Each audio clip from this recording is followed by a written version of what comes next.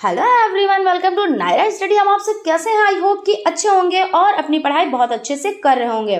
Friends, आज के video lecture में जो आपका सब्जेक्ट आरंभिक स्तर पर भाषा एवं गणित के पठन लेखन क्षमता का विकास, इसके अति लघु 3 टाइप क्वेश्चंस की सीरीज को देखेंगे। सो आप लोग वीडियो को बिल्कुल भी स्किप ना कीजिएगा और वीडियो को लास्ट तक जरूर देखिएगा।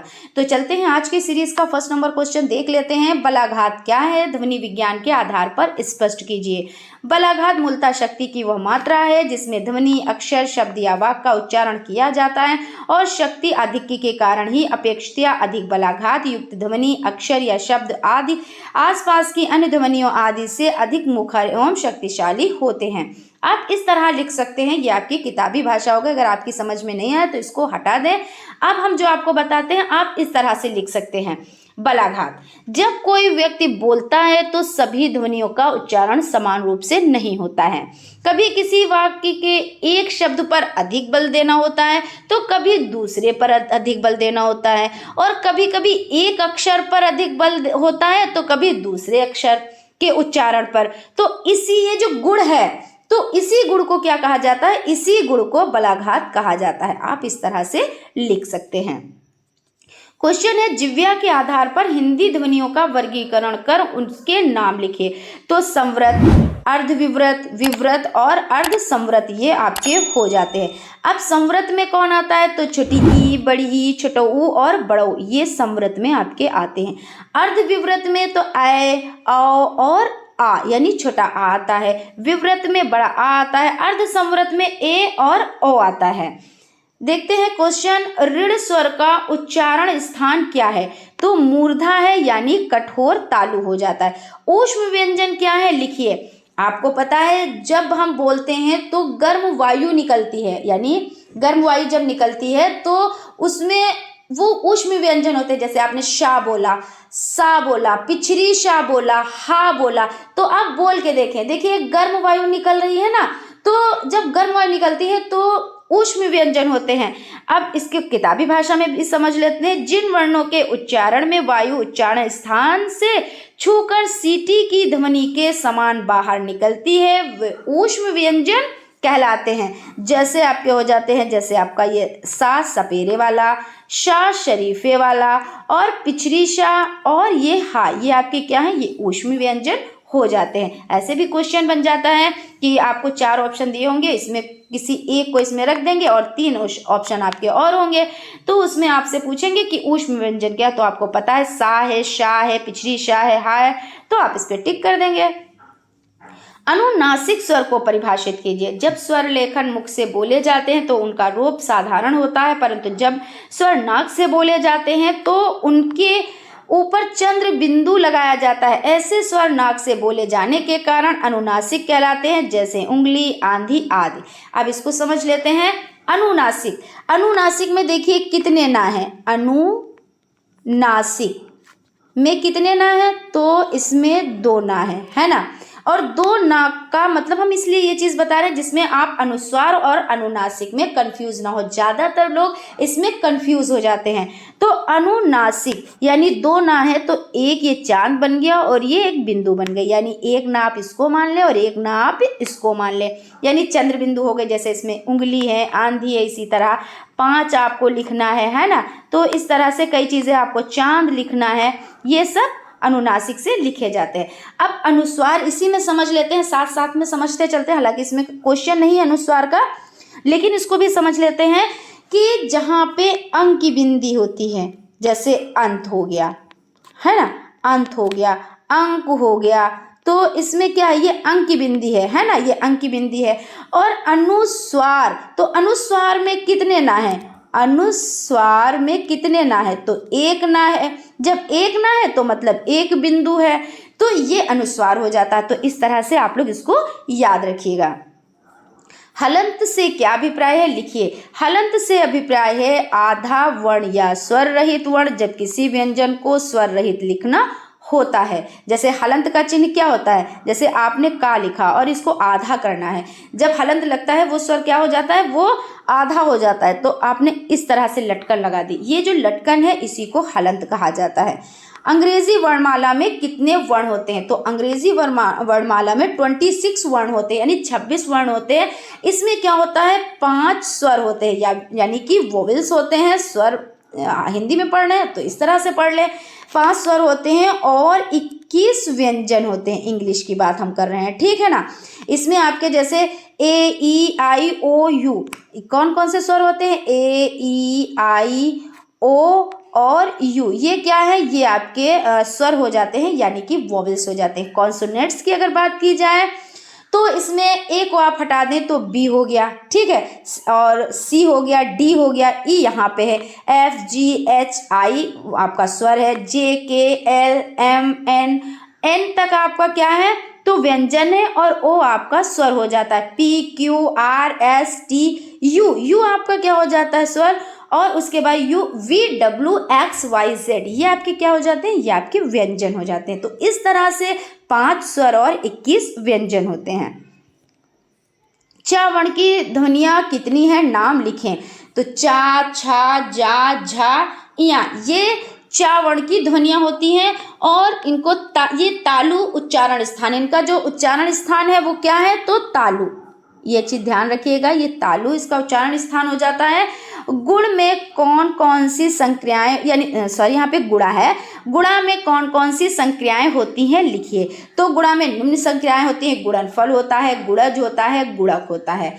सस्वर पाठन से आप क्या समझते हैं? सस्वर पाठन स्वर सहित वाचन सस्वर वाचन कहलाता, अर्थात लिखी हुई विषय वस्तु को देखकर सस्वर पढ़ना सस्वर पठन है। सस्वर वाचन के 2 भेद हैं, आदर्श वाचन, अनुकरण वाचन, शिक्षक द्वारा किया जाने वाला वाचन आदर्श वाचन कहलाता है। अनुकरण वाचन छात्रों द्वारा किया जाता है, जो छात्र अध्यापक के अनुसार करते हैं।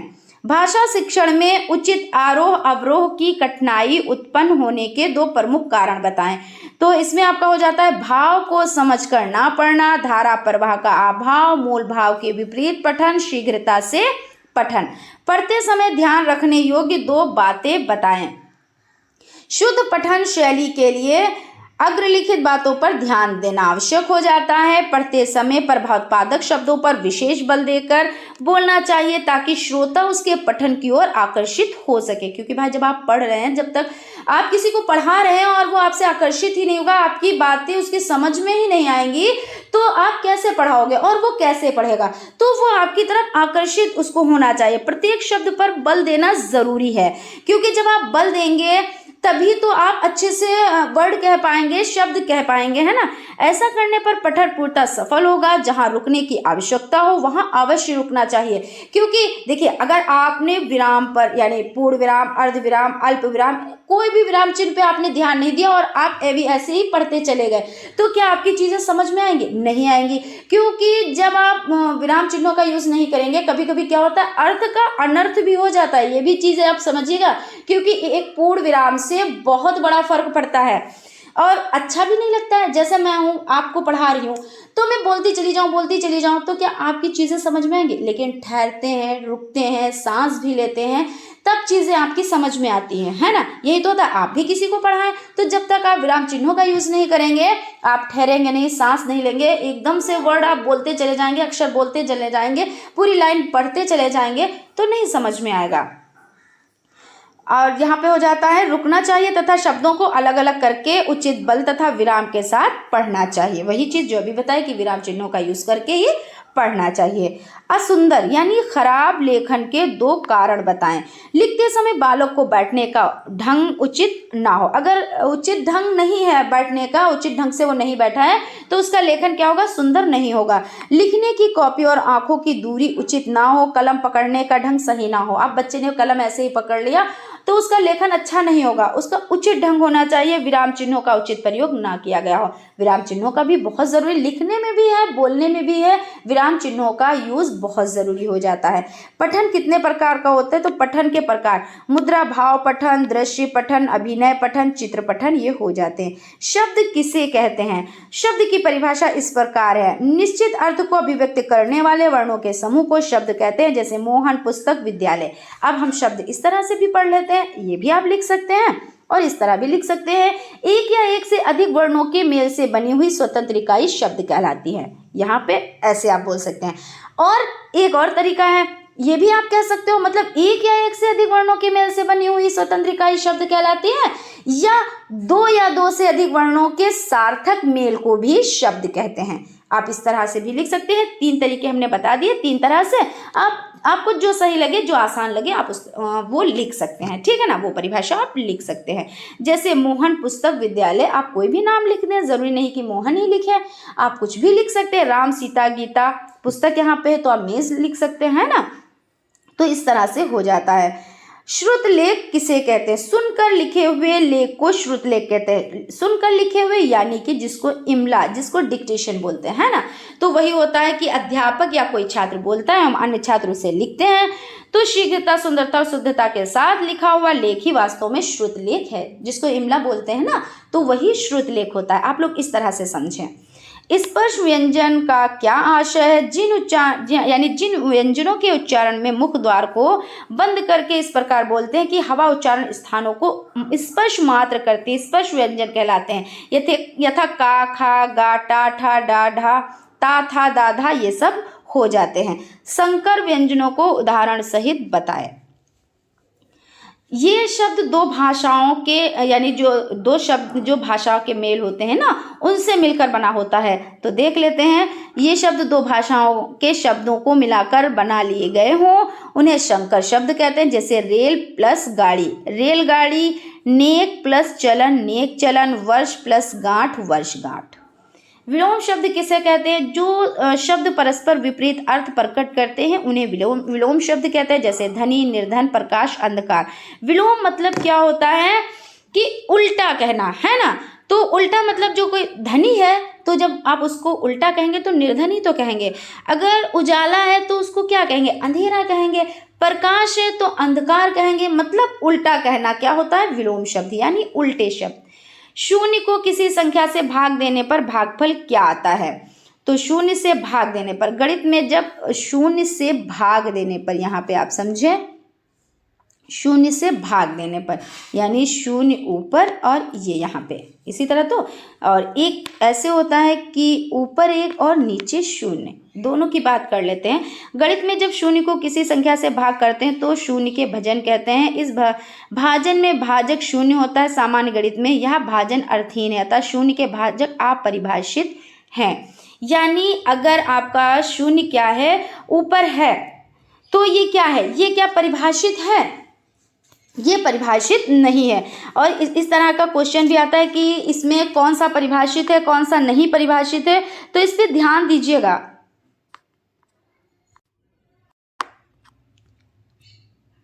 यहाँ पे हम इस तरह से समझ लेते हैं इसको, जैसे आपका ये हो जाता है 0 ऊपर दिए हुए हैं और 1 ये नीचे दिए हुए हैं, तो ये क्या है? ये परिमेय संख्या है। ये हालांकि आपने आपका सब्जेक्ट है उसमें आपने पढ़ा होगा। 0 ऊपर है और 1 नीचे है, तो ये क्या है? ये परिमेय है। और अगर आप इस तरह मान लें, इस तरह समझ लें, 1 ऊपर है और 0 नीचे है, ये क्या है? ये अपरिभाषित है। क्या है? अपरिभाषित हो जाता है। तो इस तरह से आपसे आप परिभाषित, यहाँ पे परिभाषित हो जाता है। ये कैसा है? तो ये अपरिभाषित है और ये परिभाषित है। अगर ऊपर 0 है और नीचे 1 है तो इसको आप परिमेय संख्या कह सकते हैं।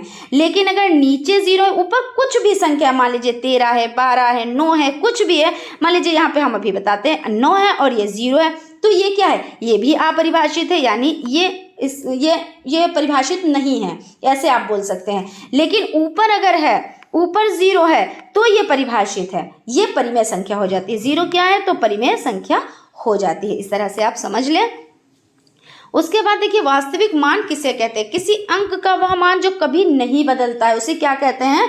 तो उसे वास्तविक मान कहते हैं। 235 में 2 का वास्तविक मान 2 है, जबकि स्थानीय मान क्या है? तो 200 है। अब स्थानीय मान और वास्तविक मान को समझ लेते हैं। जैसे यहाँ पे कहा गया है कि 2 का वास्तविक मान 2 है। अब 235 में अगर आपसे क्वेश्चन आ जाए कि वास्तविक मान बताएं, तो वास्तविक मान में आप क्या बताएंगे कि ये जो आपका 2 है, ये क्या है, ये वास्तविक मान हो जाता है। लेकिन अगर आपसे पूछा जा रहा है कि स्थानीय मान क्या है, दो का स्थानीय मान, तो आप कैसे निकालेंगे, क्योंकि 2 के बाद देखिए 0 भी कई लगे हैं, 2 के बाद 2 अंक हैं, 2 के बाद जब 2 अंक है तो 2 0 लगा देंगे, यानी कि इसका जो स्थानीय मान हो जाता है वो 200 हो जाता है। इसी तरह से कितने भी नंबर हो, मान लीजिए 8556, मतलब कोई भी नंबर जो आपके माइंड में आ जाए आप उससे चेक कर सकते हैं। अब इसमें 8 का स्थानीय मान और वास्तविक मान, तो जो 8 का वास्तविक मान है तो 8 ही रहेगा, यानी 8 ही रहेगा। लेकिन जो स्थानीय मान है तो इसमें आप 8 लिखेंगे और उसके बाद 1 2 3, ये 3 0 लगा देंगे, ये इसका स्थानीय मान हो जाता है। क्योंकि मैथ में देखिए सेम वही क्वेश्चन नहीं आता है, मैथ ही एक ऐसा सब्जेक्ट है जो क्वेश्चन देखिए सिलेबस यही है, हर चीज़ वही है, मेथड वही है, लेकिन अंक बदल जाते हैं। लेकिन जब आपको तरीका पता है तो अंक कितने भी बदल जाए आप उसी तरीके से कर लेंगे। तो यही चीज़ यहाँ पे हो जाती है। अब आपको पता है कि स्थानीय मान क्या होता है और वास्तविक मान क्या होता है। अब यहाँ पे ये नंबर दे दें, ये नंबर दे दें, और भी कोई भी 1 to 100 में कोई भी नंबर दे दें, या इनफाइनाइट तो कोई भी नंबर दे दें। इनफाइनाइट का मतलब नंबर कभी खत्म नहीं, 1 प्लस करो नंबर बढ़ जाता है, फिर 1 प्लस करो उसमें नंबर बढ़ जाता है, जितनी भी आप संख्या बड़ी लिखना चाहो उसमें 1 प्लस कर दो नंबर बढ़ गया। तो कोई भी नंबर दे दे, लेकिन आपको पता है कि वास्तविक मान क्या है, स्थानीय मान क्या है, तो आप निकाल ले जाओगे, है ना। उसके बाद किसी संख्या को 0 से गुणा करने पर गुणनफल 0 प्राप्त होता है। उदाहरण दीजिए, तो 0 से गुणा करने पर 0 प्राप्त होता है, यानी आपने 100 को 0 से गुणा किया तो इसका जो आंसर आएगा तो वो क्या आएगा, तो वो 0 आएगा। आप इस तरह से भी कर लें, आपको जैसे लगता है तो 0 में 0, 0 में 0 और 0 में 0, यानी 0 ही इसका आंसर आ गया। फिर संख्या है आपकी यहाँ पे 41,325 एवं 7,061 की तुलना कीजिए। अब तुलना करना का मतलब क्या होता है कि कौन किससे बड़ी है, कौन बड़ा है इसमें, तो ये बड़ी है। अब इसमें देखिए 1 2 3 4 5, इसमें कितने अंक हैं, तो 5 अंक हैं, और जो दूसरी संख्या है उसमें कितने अंक हैं, तो 1 2 3 4 अंक है। तो 5 अंक वाली संख्या बड़ी है या 4 अंक वाली संख्या बड़ी है, इसमें आप इसमें देख सकते हैं। तो ये आपकी बड़ी है, ये हजार में गई, देखिए इकाई दहाई सैकड़ा हजार, ये 7,061 है, और ये इकाई दहाई सैकड़ा हजार 10,000, ये 41,000 है, तो ये आपकी बड़ी हो गई। तो आप इस तरह से जिधर का मुंह खुला होता है मतलब वो बड़ी होती है। जैसे आपने ये लिखा और उसके बाद जो ये चिन्ह है आपका, आपने इधर का मुंह खोल दिया, मतलब ये इस बड़ी संख्या है और ये आपकी छोटी संख्या हो जाती है। या आप दूसरी तरीके से ऐसे भी लिख सकते हैं कि छोटी संख्या आपने पहले लिख ली, आपको तो दर्शाना है, लेकिन मुंह आपने इधर का खोल दिया, तो आपका ये हो जाता है इस तरह से, है ना। 12 पेंसिलें हैं, प्रत्येक बच्चे को 2-2 पेंसिलें दी गई, कितने बच्चों को पेंसिलें मिली, तो आप इसको इस तरह से भी कर सकते हैं और इस तरह से भी कर सकते हैं। जैसे 12 पेंसिलें हैं, ठीक है ना, तो कितने बच्चों को देनी है, तो 2-2 पेंसिलें देनी है, 2-2 पेंसिलें देनी है, तो 2 छंग 12, है ना, और यहाँ पे कुछ नहीं बचा, यानी 6 बच्चों को मिली। ऐसे भी आप कर सकते हैं, इस तरह से भी आप कर सकते हैं, कोई दिक्कत नहीं। पठन शिक्षण की ध्वनि साम्य विधि लिखिए।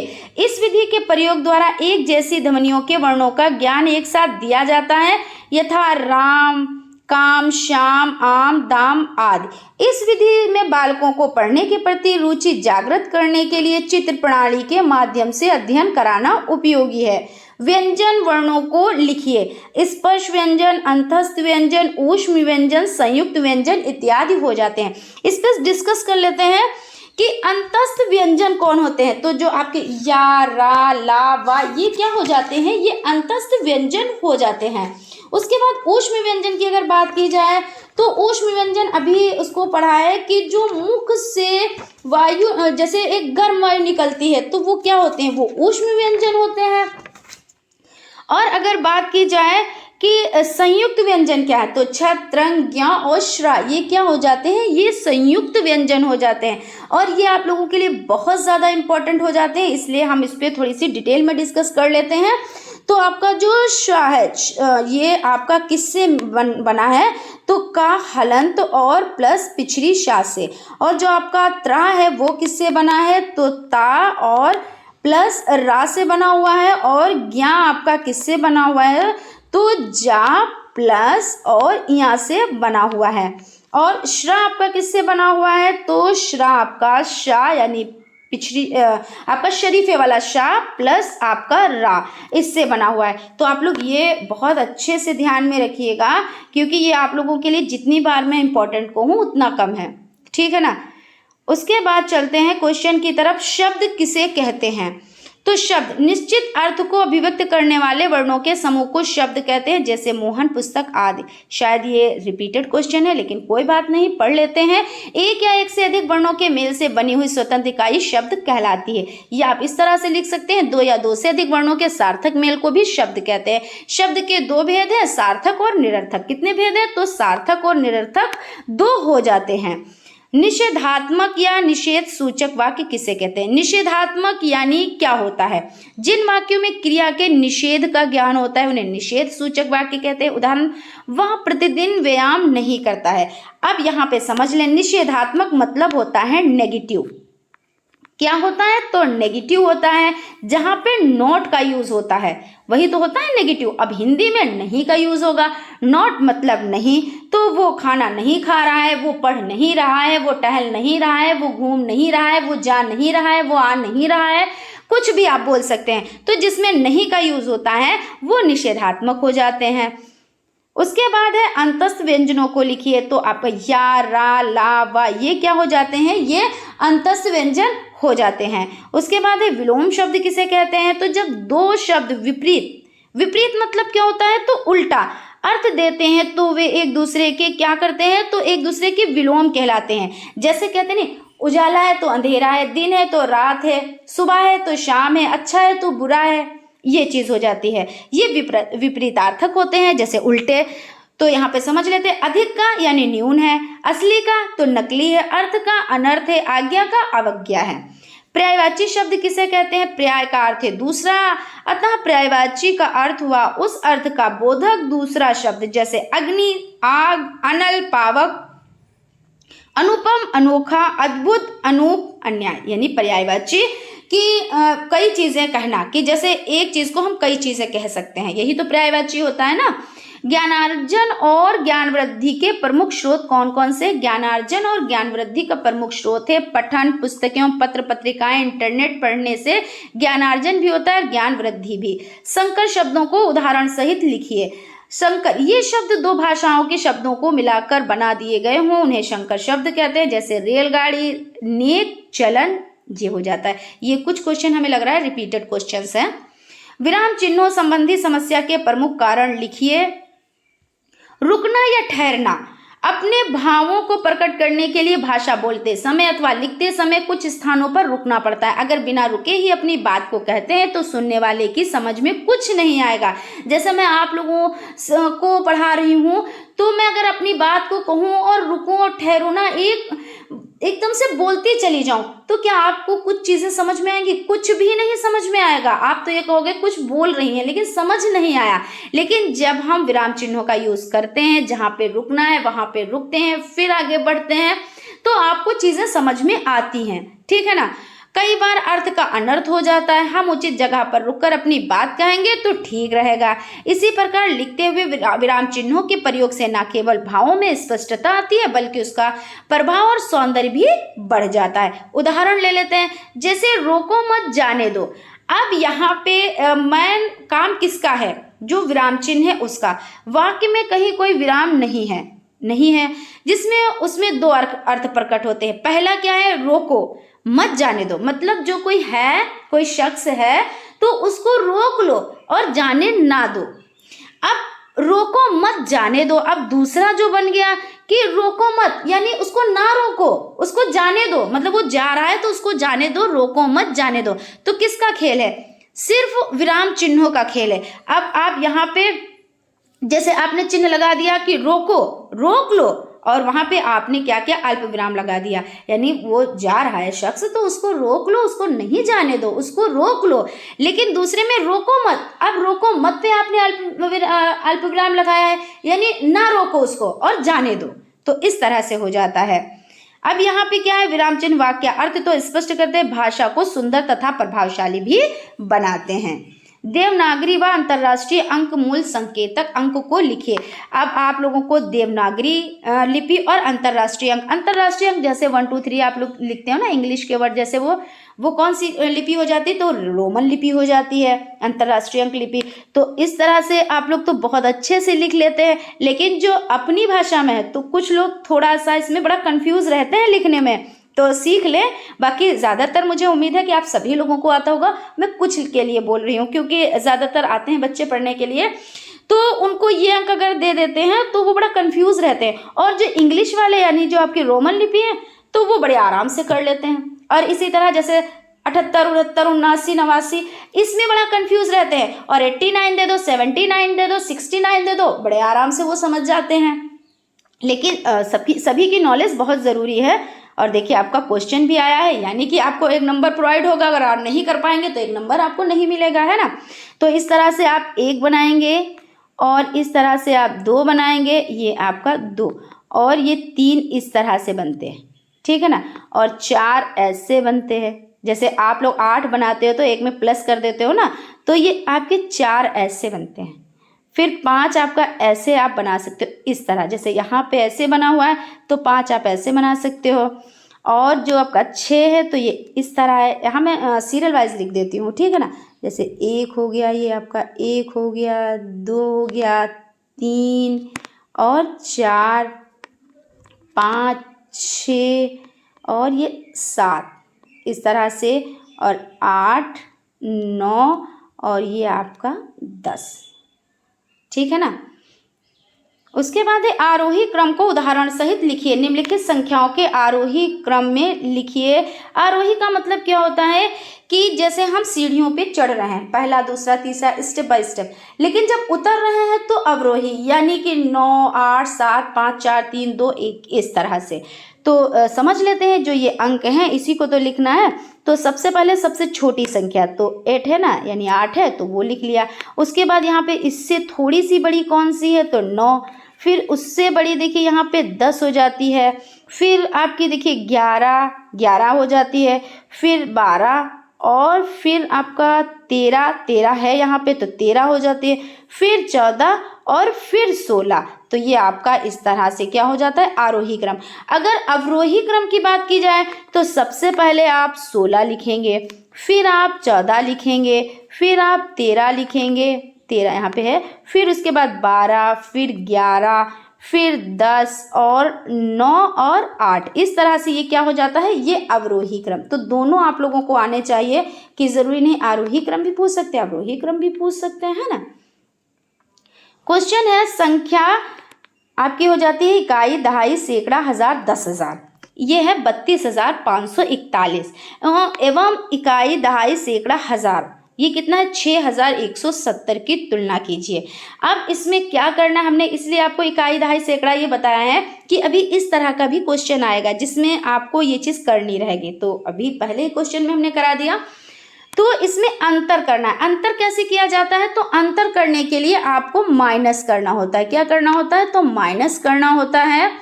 अब आप इधर देखिए इकाई से आप लिखेंगे, ये चीज़ें आपको खैर पता होंगी, बहुत बेसिक हैं, लेकिन हमको तो पढ़ाना है, तो हमको तो भाई पूरी तरीके से उसी तरीके से पढ़ाना है कि बेसिक चीज़ों को भी लेके चलना है, ठीक है ना। तो यहाँ पे हो जाता है आपका इकाई पे आप इकाई ही लिखेंगे, फिर दहाई पे आपका ये 7 हो जाता है, और सैकड़े पे आपका क्या हो जाता है 1 हो जाता है, और इकाई, दहाई, सैकड़ा और हजार पे क्या हो जाता है ये। अब आपको क्या करना है, अंतर यानी इसको घटा लेंगे, यानी माइनस करेंगे, है ना। तो अंतर कर लेंगे, और जितना आपका आंसर आता है यानी जितना अंतर के बाद आता है वही आपका क्या होगा, तो वही आपका आंसर होगा। तो देख लेते हैं यहाँ पे ये एक का आपका एक ही रहेगा, और यहाँ 4 से 7 ऐसे नहीं जा सकते, तो इससे ले लिया तो कितना बन गया 14 यानी 14 हो गया। यहाँ पे देखिए एक झलक रहा है, तो ये 7 में से 7 गया तो आपका 7 यहाँ पे बच जाता है, और यहाँ पे इसने इसको 1 दिया था ना, तो यहाँ पे कितने बचे थे, तो 4 बचे थे। तो 4 में से जब यहाँ पे 1 गया तो कितना बचा, तो 3 बच गया।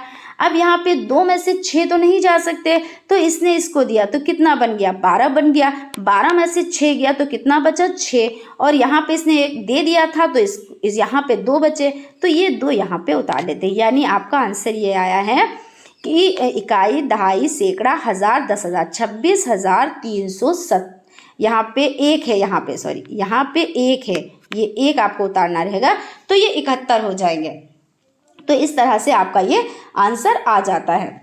यही अंतर है, आप ऐसे लिख दें, ये आंसर लिख के और फिर उसके बाद अंतर लिख दें, ठीक है ना।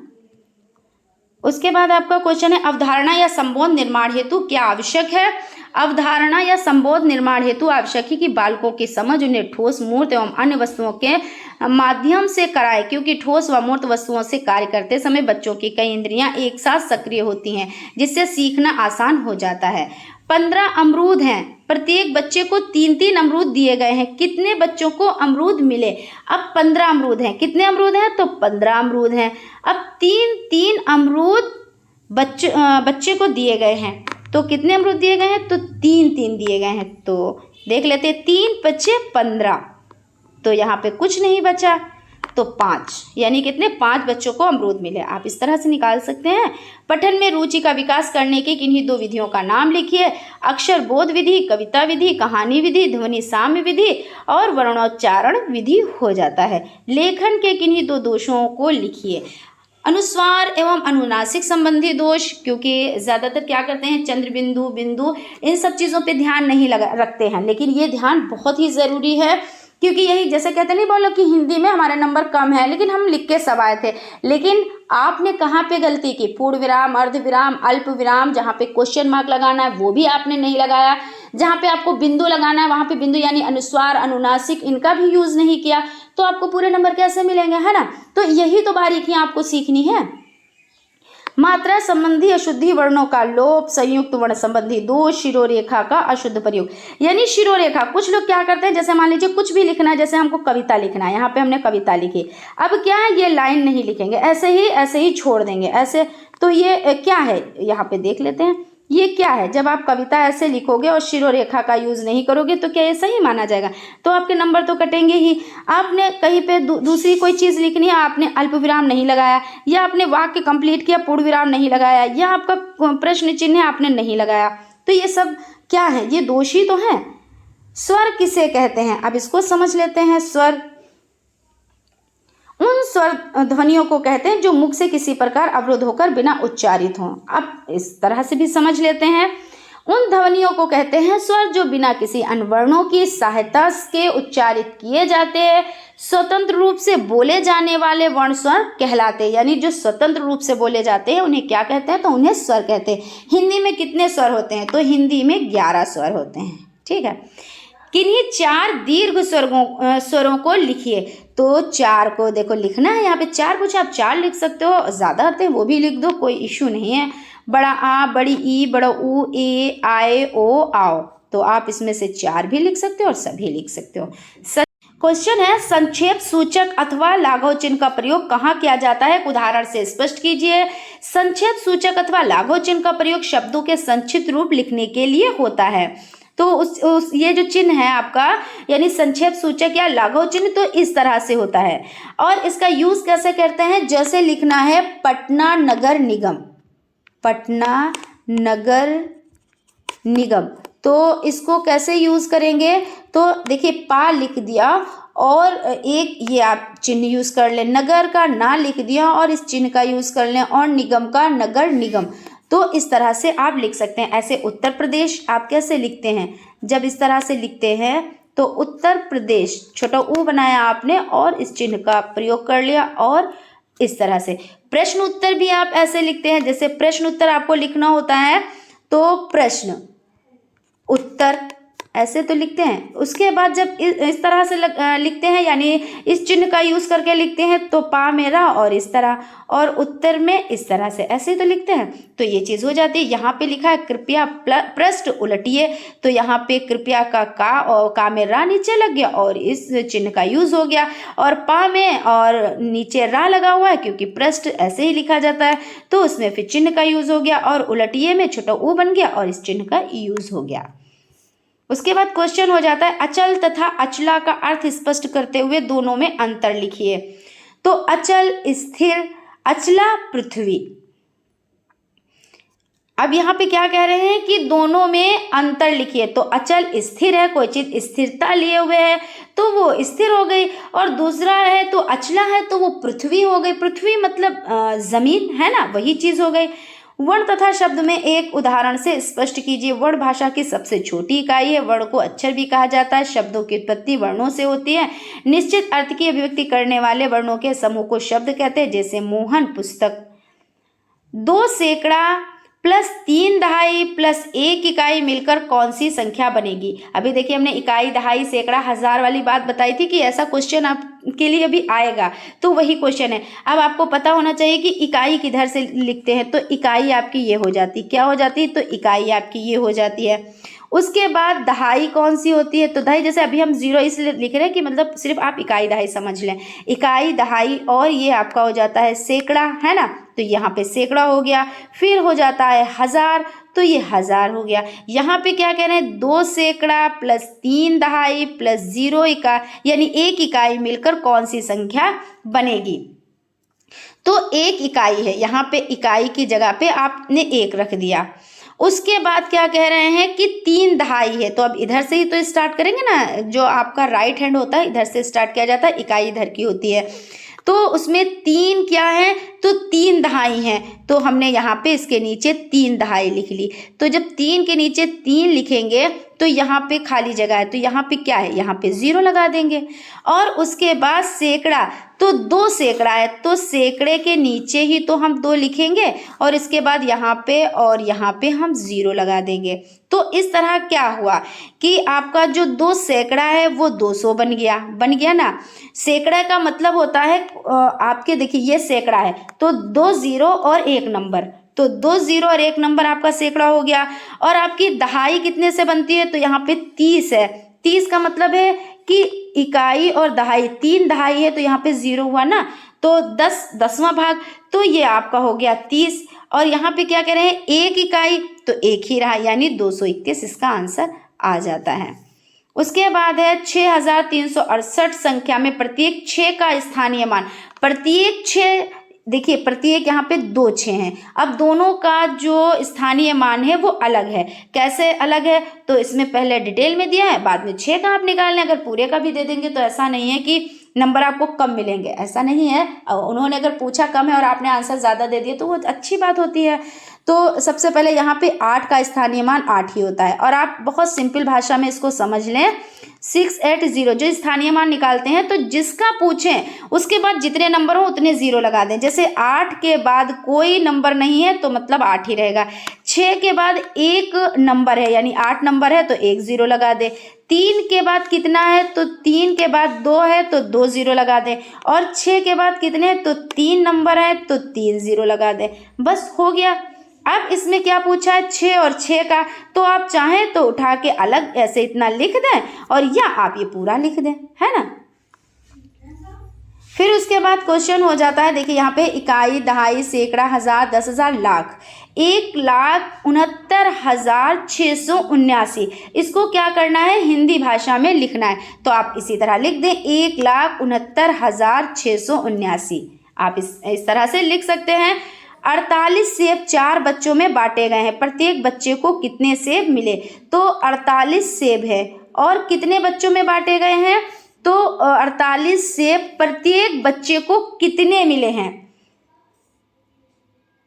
4 बच्चे की बात यहाँ पे हो रही है, ठीक है ना, 4 बच्चे। तो 4 से हम इसको भाग दे देंगे, 4 एकन्नम तो 4 हो जाता है। यहाँ पे कुछ नहीं बचा। अब यहाँ पे ये उतार लेते हैं, 4 दूना तो 8 हो जाते हैं। अब 8 में से 8 गया, कुछ नहीं, यानी कि 12 आंसर आपका निकल कर आ गया, यानी 12 सेब मिलेंगे। निम्नलिखित को अवरोही क्रम में लिखिए। अवरोही क्रम मतलब क्या होता है, तो जैसे सीढ़ियों से आप नीचे उतरे यानी 9 8 7 5 4 3 2 1, और आरोही क्रम जैसे 1 से स्टार्ट करें यानी आप सीढ़ियों पे चढ़ रहे हैं। तो अवरोही क्रम यहाँ पे पूछा गया है, तो सबसे पहले जो सबसे बड़ी संख्या है इसमें देख लेते हैं कौन सी है। तो 9 संख्या सबसे बड़ी है, इसको लिख दिया। उससे छोटी 8 हो जाती है, उससे छोटी 7 हो जाती है, उसके बाद 6 और 5 और 3। तो इस तरह ये अवरोही क्रम हो जाता है। और आरोही क्रम अगर आपको लिखना है तो सबसे पहले आप जो सबसे छोटी संख्या है, जैसे आपकी 3 सबसे छोटी संख्या है, आप 3 लिख देंगे। उसके बाद उससे बड़ी 5 संख्या है, फिर 6 संख्या है, फिर 7 संख्या है, फिर 8 है और फिर 9 संख्या है। संख्या किसे कहते हैं, उदाहरण सहित समझाएं। तो संख्या इकाई या इकाई को मेल संख्या कहलाती है, अथवा कोई भी इकाई जितनी बार ली जाती है वो संख्या है। कोई भी संख्या जो 10 अंकों की सहायता से लिखी जाती है वो अंक है। जैसे 0, 1, 2, 3, 4, 5, 6, 7, 8, 9। और एक अंक की सबसे बड़ी संख्या कौन सी होती है, तो 9। अगर यहीं पे आ जाए एक अंक की यानी 2 अंक की सबसे बड़ी संख्या, तो 2 बार 9 है ना। 3 अंक की सबसे बड़ी संख्या तो कौन सी हो जाएगी, तो 3 बार 9। जितनी बार पूछा जाए उतने बार आप 9 लिख दें, ये सबसे बड़ी संख्या हो जाती है। जैसे 1 अंक की, 2 अंक की, 3 अंक की, 4 अंक की, 5 अंक की, 5 अंक की पूछी जाए तो 5 बार 9। इसी तरह से आपसे छोटी संख्या पूछी जाए तो 2 अंक की सबसे छोटी संख्या कौन होती है, तो 9 + 1 होती है ना, तो 10 हो जाती है। तो ये 2 अंक की सबसे छोटी संख्या होगी। अगर 3 अंक की सबसे छोटी संख्या, तो 2 अंक की सबसे बड़ी संख्या में आपने 1 मिला दिया तो 100 बन गई। ये 3 अंक की सबसे छोटी संख्या बन गई। इस तरह से आप चीज़ों को समझें। उसके बाद शून्य की संकल्पना से आप क्या समझते हैं, बच्चों को आप इसका ज्ञान कैसे देंगे। गणित की संक्रियाओं में शून्य का महत्व स्पष्ट कीजिए। तो समझ लेते हैं गणित की संक्रियाओं में शून्य का महत्व। किसी भी संख्या को लिखते समय यदि इकाई, दहाई, सैकड़ा आदि के स्थान पर कोई भी अंक नहीं है तो उसकी जगह शून्य लिखते हैं। यदि संख्या 8012 है तो इसे अंकों में निम्न प्रकार लिखेंगे। कितनी है, तो 8012। अगर आप सिर्फ 8 और 12 लिख देंगे तो ये हजार में नहीं होगी, ये होगी देखिए इकाई, दहाई, सैकड़ा, 812 होगी। लेकिन आपको 8012 करना है तो इकाई, दहाई, सैकड़ा और हजार, ठीक है ना। तो इस तरह से जब आप लिखेंगे तो कितना है, 12। तो भाई 12 है तो आप यहाँ पे लिख देंगे, यानी इकाई 2 है और दहाई 1 है। अब कह रहे हैं 8000 लिखो, तो 8 तो आपने हजार में भाग पे लिख दिया। अब यहाँ पे 0 लगा देंगे। तो इस तरह से आप लिख सकते हैं, नहीं लिखा ही जाता है। शून्य का इतिहास या निश्चित रूप से ज्ञात नहीं है कि शून्य का आविष्कार कब और किसने किया, परंतु इसका प्रयोग वैदिक काल 1000 ईसा पूर्व तक में हो रहा है। शून्य का आकार गोला है, ऐसा ही तो है भाई, गोला ही तो है। देखो यहाँ पे आप देख लो सब। शून्य के बारे में ब्रह्मगुप्त ने सर्वप्रथम 30 वर्ष की आयु में ब्रह्मस्फुट सिद्धांत में शून्य की परिभाषा इस प्रकार दी, a - a = 0। शून्य के बारे में ब्रह्मगुप्त का योगदान सराहनीय है। शून्य के साथ जोड़, घटाना, गुणा, भाग सभी संख्याओं को अच्छी प्रकार समझाया है। शून्य का शून्य से जोड़ क्या कहलाता है, तो 0 + 0 मतलब 0। शून्य से शून्य घटाना यानी 0 - 0 मतलब 0। शून्य का शून्य से गुणा यानी मल्टीपल करना, तो 0 × 0 और बराबर 0 ही होता है। 0 से 0 को भाग देने पर भजनफल 1 ना होकर अनिवार्य होता है। 0 एक परिमेय संख्या होती है। अभी जैसे हम लोगों ने डिस्कस किया कि 0 क्या है, तो एक परिमेय संख्या है। अगर 0 ऊपर है तो इसका मान होता है, लेकिन अगर 0 नीचे है और ऊपर कोई संख्या है तो ये अपरिभाषित है, ठीक है ना। तो ये चीज़ आप लोग ध्यान रखिएगा, आप लोगों के लिए मोस्ट इंपॉर्टेंट है ये क्वेश्चन।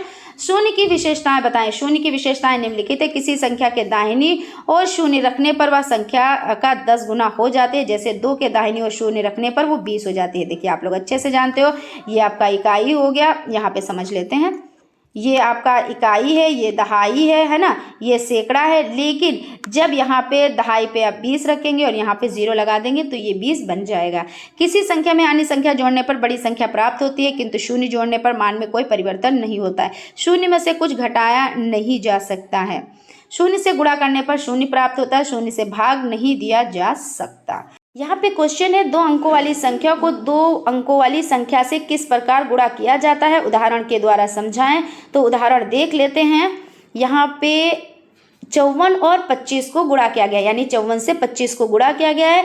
5 × 20, 20 का 0 यानी 0 हासिल 2।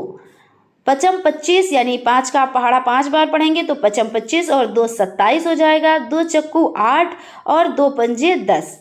फिर 0 का 0, 7 और 8 15 के 5 और हासिल 1 यानी कैरी 1 हो जाती है, और उसके बाद 2 और 1 3 और ये 1, इस तरह से हो जाता है। आंसर आपका जो निकल के आया है वो 1350 हो जाता है।